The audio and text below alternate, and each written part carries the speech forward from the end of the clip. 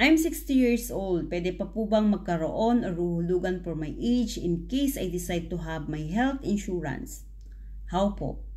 Another question for Kaiser. At to answer that, ang Kaiser po ay for only 10 to 60 years old. But kung 60 ka na, dapat 60 years old and 5 months. At gusto ko din sabihin dahil medyo maedad ka na, mataas na din ang plan ang pwede mong makukuha. Unlike sa mga bata pang nag-decide agad kumuha, pwede silang mag-apply kahit anong plan. Kaya ito po yung payo ko sa mga hanggang ngayon, nag-iisip pa dyan.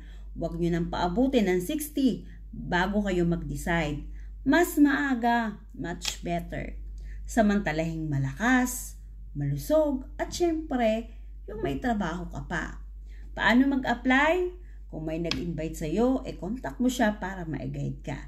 At sa mga gusto po ng full details about Kaiser benefits, send me a message.